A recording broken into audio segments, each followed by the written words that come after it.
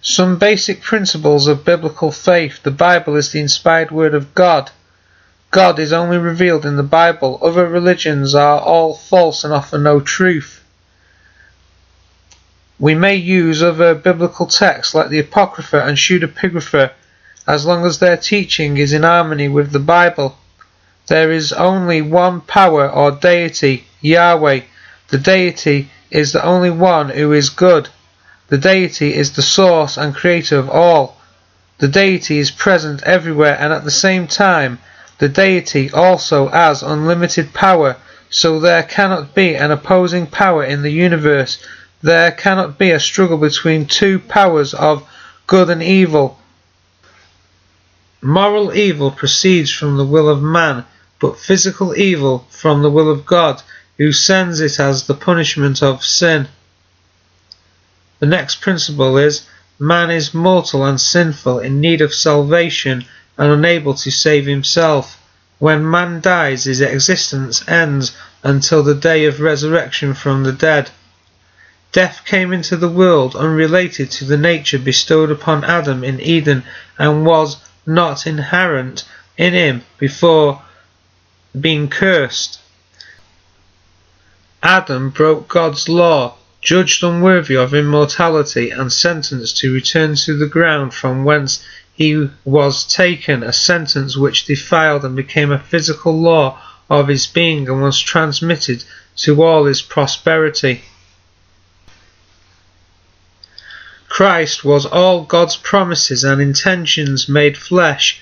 Sharing our nature, he revealed God to us, not in form or feature, but in complete holiness, absolute righteousness, and boundless love, qualities which run through every word, every act of compassion, every part of his life.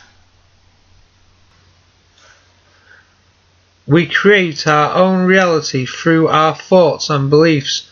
Thoughts held in the mind produce actions after their kind.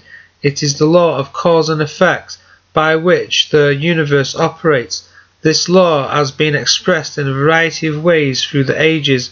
Proverbs chapter 23 and verse 7 states, "As a man thinks in his heart, so is he."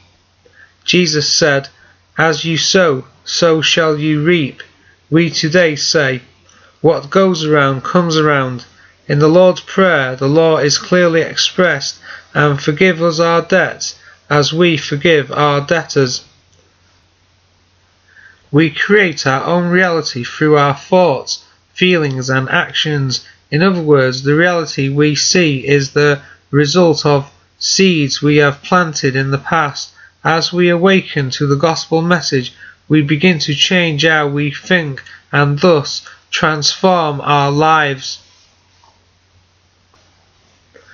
Prayer, which is the alignment of our consciousness with the perfection of God's consciousness. Prayer is a natural and simple thing to do.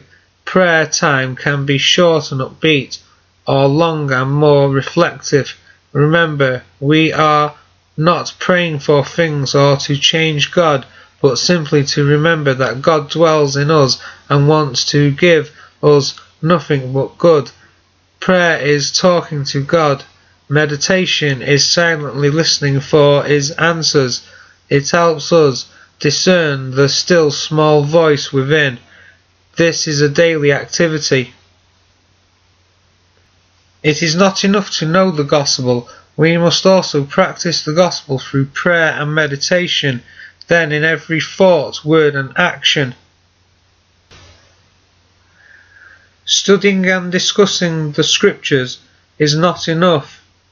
This may be inspiring, but it is not enough. We must live the gospel message daily through thoughts and actions in our lives.